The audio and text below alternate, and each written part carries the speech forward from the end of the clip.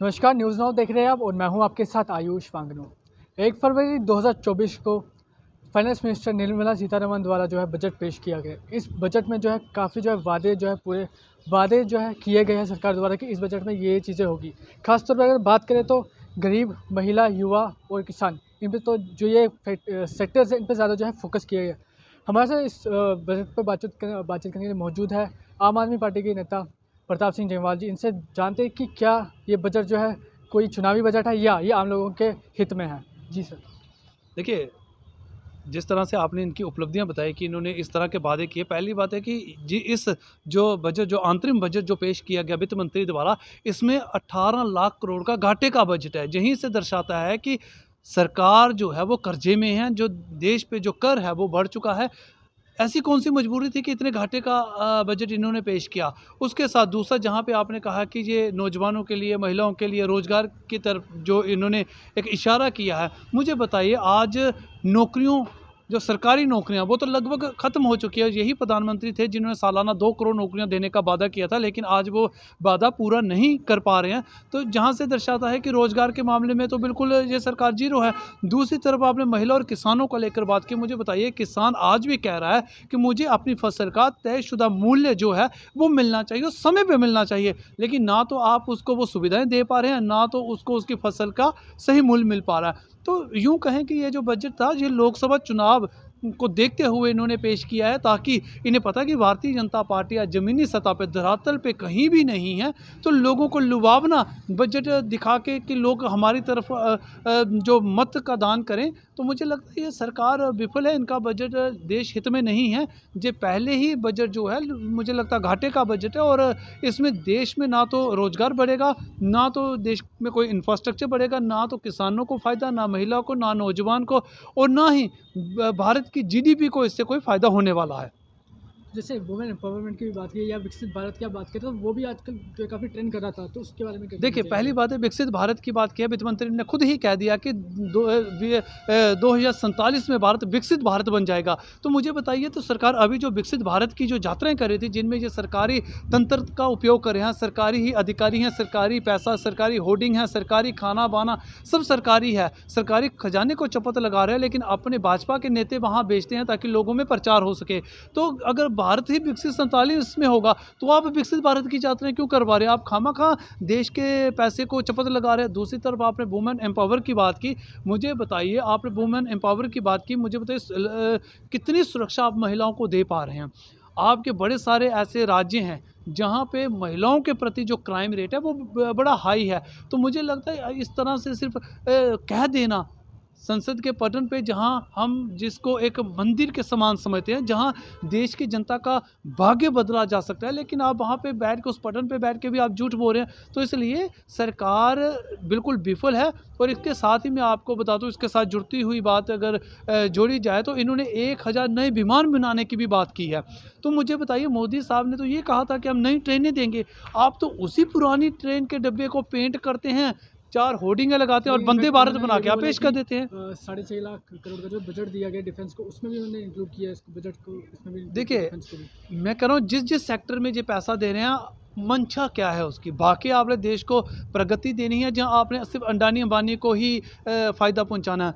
आपने डिफेंस की बात की, राफेल की डील जिस कंपनी ने कभी इस तरह की डील की ही नहीं थी, आपने अपनी संस्था को छोड़ के राफेल की डील उनको दे दी, जिन्होंने कभी जहाज़ का खिलौना नहीं खरीदा, तो आपने उसको डील दे दी। तो मतलब किसको फ़ायदा देना था? आज आपने एयरपोर्ट, आपने रेलवे स्टेशन, आपने एलआईसी तक सिर्फ अपने मंत्रियों अपने मित्रों को ही देते जा रहे हैं। तो कहने का मतलब ये है कि ये सिर्फ अंडानी अंबानी जैसे मित्रों को ही धनी से और धनी बनाने का है, आम लोगों के लिए कुछ नहीं। मुझे बताइए, खाने पीने की जो चीज़ें होती, जो रोज़मर्रा की ज़रूरतें हैं, जिसे एक मध्यम वर्ग का आदमी भी जिसकी मध्य वर्ग के आदमी की वो ज़रूरत है, आपने उस पे भी तो जीएसटी, आज आपने खाने पीने की चीज़ों पे जीएसटी लगाया हुआ है, आपने दवाइयों पे, आप स्वास्थ्य की बात करते हैं तो दवाइयों पे आपने जीएसटी लगाया हुआ है। तो मैं कहने में मुझे बिल्कुल संकोच नहीं है कि मोदी सरकार मध्य वर्ग के लोगों को बिल्कुल कुचलना चाहती है, जो गरीबी को नहीं, गरीब को ही ख़त्म करना चाहती है। क्योंकि जो करदाता है, आपने उससे बिल्कुल भी रिबेट नहीं दी, वो करदाता जो छोटे लेवल का है। बट इससे अगर साफ बात जाहिर की होता है। जाए कि वुमेन एम्पावरमेंट की जैसे बात करते हैं तो वो कह रहे हैं कि 3 करोड़ लखपति दीदी जो है हम बनाएंगे, तो ये तो वुमेन एम्पावरमेंट की बात है, इस पे 3 तो करोड़ ज़्यादा लखपति दीदी एंटरप्रेन्योरशिप बनाएँगे? हो सुनिए, उसमें भी क्या है, आप जिस पॉलिसी की बात करें, आपने पहले एक महिला में पूरी कमेटी बनेगी, उसमें महिलाओं का एक पूरा एक किस्म का झुंड बनेगा, फिर वो महिलाएँ जो होंगी, जो लोन आप देने की बात करें, वो महिलाएँ वहाँ पे जाके पहले महीना अपना मिनिमम अमाउंट वहाँ पे किस्तों में कटाएँगे, फिर जाके वो आपको पैसा मिलेगा। लेकिन उस तमाम सारा प्रोजेक्ट वो जो इन महिलाओं का ग्रुप है वो डिसाइड करेगा। लेकिन अगर भरपाई की बारी आएगी, वो जो ग्रुप होगा वो भरपाई में भी ज़िम्मेवार होगा। तो मुझे बताइए कैसे लखपति महिलाएँ बनेगी? लखपति तो आपने मुझे बताया 15 लाख रुपए आपने देने का लोगों को वादा किया था। लखपति तो आपने हर एक नागरिक को बना दिया था। तो इसलिए इस तरह के वादे चलने वाले नहीं हैं। आपकी जो स्कीमें आज जो चल रही हैं, आप उसमें बता दीजिए आपने उसमें कितना आंकड़ा छुआ है। अगर इसी के साथ हम बात करें, आपने गरीबी की बात की ना कि ये गरीबों का उत्थान करने जा रहे हैं। ये इन्होंने एमजी नरेगा सरकार की है पॉलिसी है, सरकार इस पे पीठ थपथपाती है। सिर्फ जम्मू कश्मीर की 200 करोड़ की लायबिलिटी है, जो लोगों ने अपने पैसा लगा के काम किया, और आज वो सरकार के आगे ठूठा खड़ा लेके मांग रहे हैं, हम जनाब हमारे पैसे दे दो, हमारे पैसे दे दो। तो सरकार लोगों के पैसे का इस्तेमाल करके अपनी पीठ थपथपाएगी, तो इसे बजट नहीं, इसे सिर्फ चपट कहा जा सकता है। बात करें तो आयुष्मान भारत की भी बात होती है कि आशा वर्कर्स को भी और ग्रामीण क्षेत्रों में भी आयुष्मान भारत जो है वो पहुँचाया जाएगा सरकार द्वारा। 5 लाख रुपए का जो डायरेक्ट उनके अकाउंट में जाएंगे, क्योंकि जो आजकल हेल्थ केयर का इशू है वो रहता है, लेकिन आयुष्मान की बात करने से काफ़ी जो है डिफरेंस हुई है, उससे क्या कहना चाहिए? मुझे ये बताइए, आयुष्मान भारत में जो सीएजी की रिपोर्ट थी, उसने भी कहा कि इसमें धांधली हुई है। देखिए, इन्हीं की रिपोर्ट, इन्हीं के अधिकारी वही कहते हैं कि इसमें धांधली हुई है, तो इसमें कहीं ना कहीं गड़बड़ी है, और ये फैक्ट है कि वहाँ पे गड़बड़ी है। मुझे बताइए, आप आयुष्मान भारत से जिस व्यक्ति का इलाज करते हैं, मैं कह रहा हूँ सरकार की पहल है, अच्छी पॉलिसी है कि जिसके पास पैसा नहीं उसका इलाज हो सके, लेकिन इलाज के नाम पे आप धांधली भी करेंगे, ये तो मुझे लगता है सरकारी खजाने को चपता है, देश का पैसा है। तो जहाँ पे ये इलाज करवाते हैं, आप उसमें बिल किस आधार पे डलता है? वही यूँ कहिए कि एक ड्रिप सेट जिस पे एमआरपी कम से कम 250 रुपया होती है, वो आपको सिर्फ 3540 रुपये में मिलता है, लेकिन वो एमआरपी का रेट ही आप डालते हैं। तो कहने का मतलब है कि उसमें भी एक धांधली की जा रही है। अगर आपने गरीबों को इसका फ़ायदा देने की बात करें, लेकिन एक तरफ ये भी देखिए कि करप्शन का लेवल कहाँ पे बढ़ रहा है। आज हर एक प्राइवेट हॉस्पिटल इसमें एम्पैनलमेंट है, लेकिन वहाँ पे धांधली कितनी हो रही है ये कोई नहीं पूछ रहा। इसलिए हम कह रहे हैं, सरकार अगर गरीबों को लेकर काम करना चाहती है, तो सरकार की मंशा साफ़ होनी चाहिए। दूसरी तरफ अगर मैं आपको बात कहूँ, ये वो सरकार थी जो ये कहती थी केजरीवाल को कि मुफ्त की रेवड़ियाँ बांट रहे हैं। आज सरकार ने अपने बजट में ये कह दिया कि 300 यूनिट हम भी फ्री देंगे। तो जब अरविंद केजरीवाल दे रहा था तो आपको मुफ्त की रेवड़ियाँ लग रही थी, आज आप पूरी पूरी गुड़ बांट रहे हैं तो आपको ये मुफ्त की रेवड़ियाँ नहीं लग रही।